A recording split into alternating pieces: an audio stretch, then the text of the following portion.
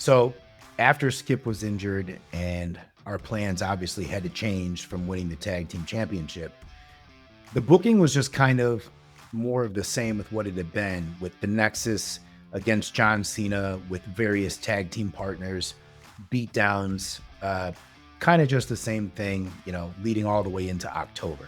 And the thing of it is, like, because it was more of the same, it began getting a little bit repetitive. And so, it wasn't as shocking all the time. And we were losing a little bit of the pop because we go from before SummerSlam to having one of the biggest pops ever heard to now it's being diminished a little bit because it's just so repetitive. And it kind of felt like they were spinning their wheels in trying to figure out what to do with us next or what would be the next storyline for the Nexus that would catch on. So we already kind of had this storyline where we beat down John Cena for the entire summer and then eventually he won. He beat us. Now it's so repetitive, it seems we're repeating the same cycle where we're beating John Cena down again. And so what is this indicating to the audience? Well, eventually John Cena is going to win again.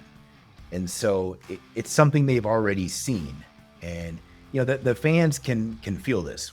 They needed something fresh, something new, but this is kind of what started the decline. So at a certain point, I was told that the creative plans were for Skip Sheffield and I to become the tag team champions. And we started teaming together against the Hart Dynasty. And I remember we were in Hawaii. This was my first ever trip to Hawaii. This was awesome. And then we were going on to Japan after this. So not all of the Nexus traveled. It was Wade Barrett, it was Skip Sheffield, and myself. That's it. So Skip and I were having these matches with the Hart Dynasty for the championship, and we were going over. And I remember specifically, this was August 18th, and Skip and I had a match in Hawaii against the Hart Dynasty, and Skip was running the comeback. And specifically, he took a drop kick, and I remember he started to bump on it, but then he remembers, and Skip told me this in his own words, but in his mind, the agents and everybody had been on him about bumping because he's a big guy. And so he wasn't sure if he should bump on this or not. His reaction was to bump, but then they had yelled at him about it so much, he tried to not bump. And so in changing, he somehow planted his foot wrong and ended up breaking his ankle. And I had no idea because this was like the drop kick was like one of the first moves of the comeback. And Skip finished the entire comeback, ran a whole comeback, and we won and went over. And I remember being so excited because, we had just pinned the tag champs, and this was not a championship match.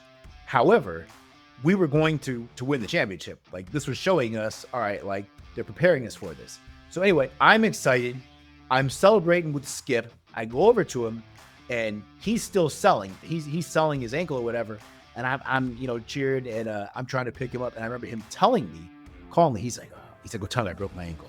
And I was like, what? Come on, man, here, get up. I thought he was exaggerating or saying, he heard it, but not really broke it. No, he was serious. And like, he couldn't get up, he couldn't put any weight on it.